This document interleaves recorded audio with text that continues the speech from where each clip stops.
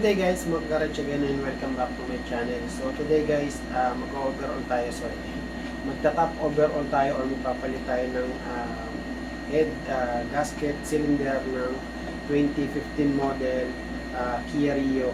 So pwede nyo itong i-apply from 2012 hanggang 2016 model na Kia Rio. Nangyari dito guys is naghalo yung langis tsaka yung tubig. Siyempre, paano ba natin malaman kung nag-overheat na?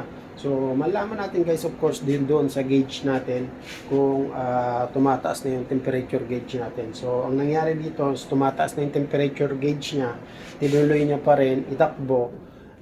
So, ayan ang naging resulta. So, pagka tumataas guys yung temperature gauge nyo, tumaas pa lang yan ng kalahati guys. I-ano nyo na, itabi nyo na yung sasakyan nyo, i-check nyo kung ano yung problema ng sasakyan. Kasi kung papabayaan nyo lang yun hanggang tumaas pa ng pinakataas, yung pinaka-red nya, and then tinakbo nyo pa rin yung sasakyan, ang tendency niya, ang mangyayari nyo guys is maapektuhan yung cylinder natin, yung head cylinder natin is mabibent yun. So magkakaroon siya ng singaw. So para rin malaman natin guys kung nag-overheat na nga ba, o I mean kung palitin na yung head cylinder natin is ganito. Kung makikita nyo dito sa clip na yan. So usok, lumalabas yung usok na bluish, and then may kasamang tubig. And then pag tinignan nyo dito guys, dito nilinis ko na kasi kaganina. Dito magkakaroon niya ng parang tubig yan, parang nagkakaroon siya ng deposit na kulay milky. Pag andar nitong makina is medyo okay pa siya pag malamig yung makina. And then uminit na yung makina na sa tamang temperature na, dun na siya maglalabas ng nausok. Sobrang dami na may kasamang tubig. Sabihin singaw talaga yung kanyang cylinder. So sumasama na yung tubig po sa may temperature. So ang gagawin natin guys, tatanggalin natin yung head. Siyempre kailangan natin baklasin dyan yung mga nakadikit sa head. Itong intake, and then yung exhaust manifold, kailangan din natin baklasin yon. Yung mga tubo dito, piping, alternator, yan kailangan natin baklasin yan. And then itong engine support, so kailangan nyo siyang lagyan ng support sa ilalim para hindi bumagsak yung makina. So medyo madami-dami yan. So papakita ko sa inyo guys kung paano natin siya babaklasin. So guys, first na yung gagawin dito is tanggalin natin yung battery o yung terminal nya.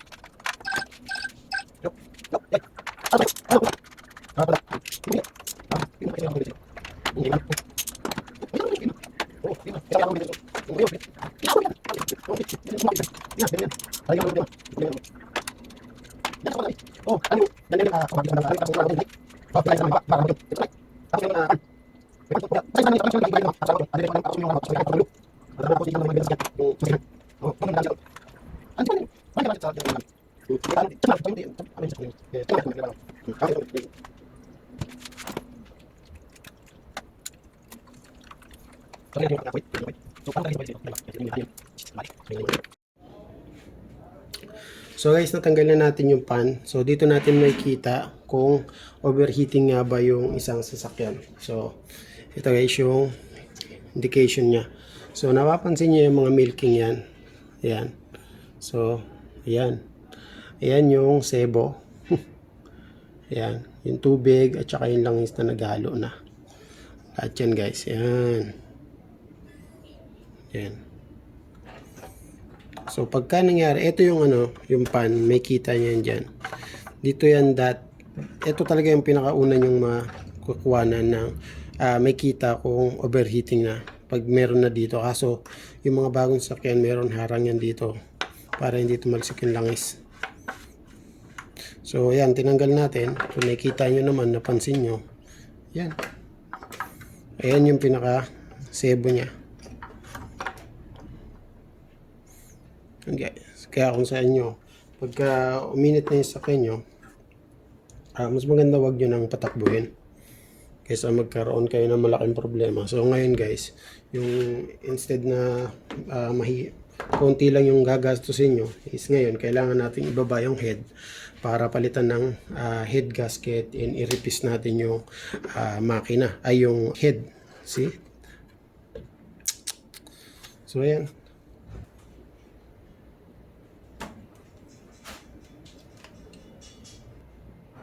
Yung mga gasket niya is original pa. So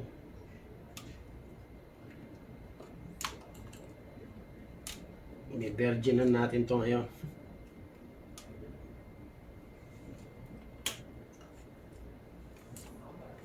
Pagtakbo, hindi ko alam kung ano yung cause ng overheating, pero malalaman natin guys yung cause ng overheating kung saan nga ba, bakit tumaas yung temperature gauge niya, gumagana naman yung accelerator pan nito. Kasi dinala niya sa akin to guys nung bago pa lang, kakabili niya pa lang nito, second hand na to eh. Sabi niya sa akin is maingay yung, kung makikita niyo sa isa kong vlog guys, hindi ko pa siya masyado na-upload, medyo busy pa kasi.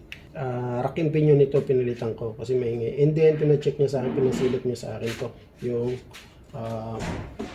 temperature. Okay naman siya guys kasi ginamit ko naman siya, wala naman naging issue.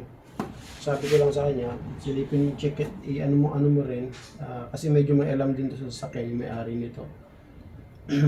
Silip-silipin mo rin kung ano yung nangyari. Pag tumataas, hihinto mo na. Pero ewan ko sa kanya, bakit hindi niya hininto, tumataas na yung temperature. So ayan guys, baklasin natin lahat ngayon. Mamaya ko na siya ita-timing. Okay? Pwede nyo na munang baklasin lahat guys na nandito, and then tsaka nyo siya i-timing kasi naka-timing chain naman to. And yung belt naman yan, kahit mawala yung mga belt, yung serpentine belt dito sa dito, I mean dito sa may sasakyan, may ita-timing nyo pa rin to kahit wala yung, kasi naka-timing chain yan, malayo. Baga, hindi naman siya connected dito sa mga alternator and water pump. Yung crankshaft lang, basta nakadikit pa yung crankshaft, mas madali natin siya mag-pihit. And mas madali natin mag-pihit guys pag wala na yung mga sagabal dito. So simulan natin pag continuous natin yung pagbaklas.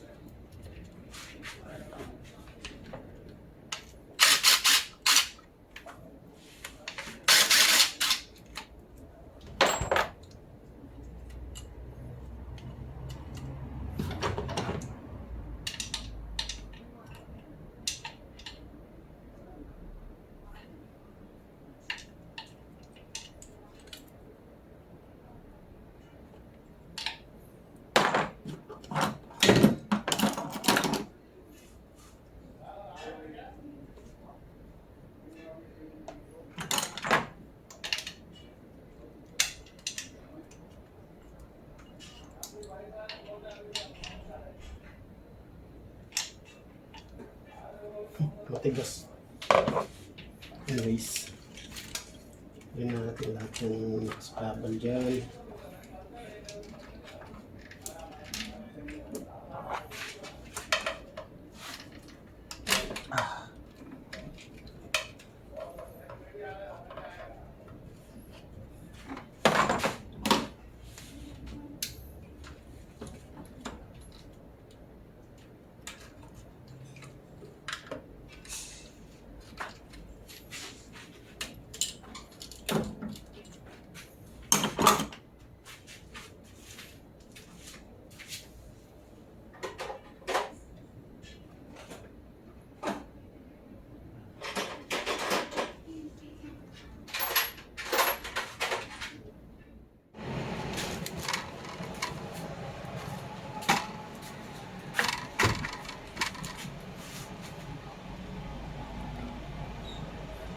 So guys, tinatanggal natin dito guys is yung intake.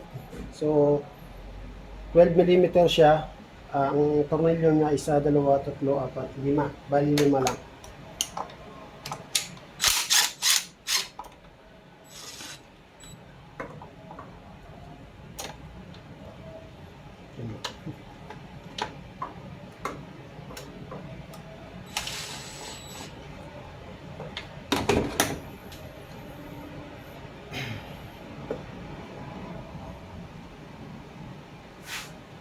So meron tong gasket, rubber gasket siya. Alright. So tanggal na yung intake. So ang gagawin na lang natin lahat ng makapit dito sa may throttle body. So yung sa may throttle body guys is meron dyan kumakapit dito lang sa may pinaka-throttle niya, throttle sensor. So nandiyan dyan yung dalawang line, yung inlet at saka yung outlet ng water coolant natin. So kailangan natin yan tanggalin.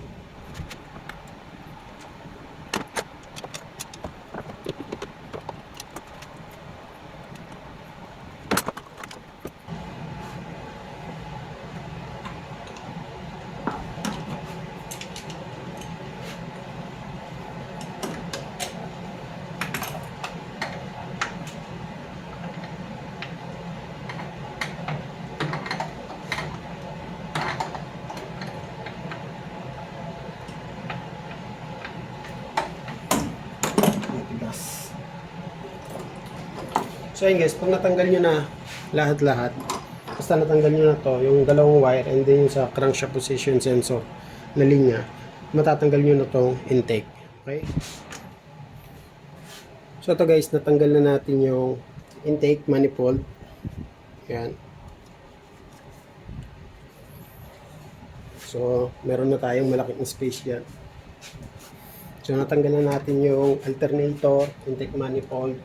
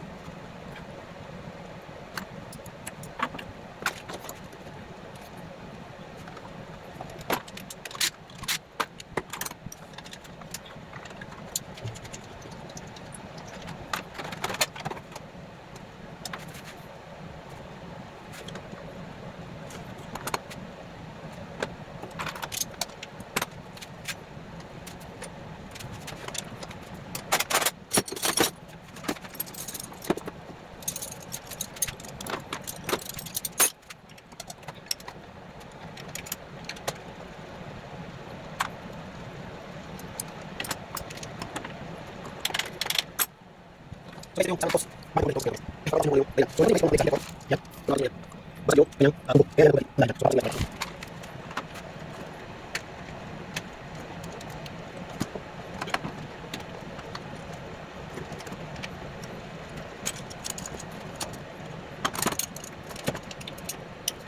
ya ano yan bakit ano yan ano yung pagkakagawa ng part niya pero kung ilan naman natin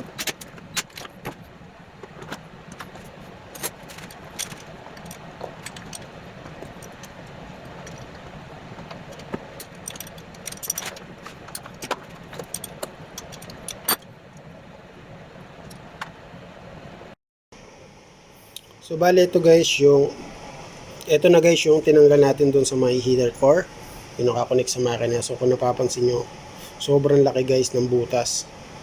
So una to guys yung bago ko pa lang siya nakita is maliit lang, parang tuldok lang and puro kalawang.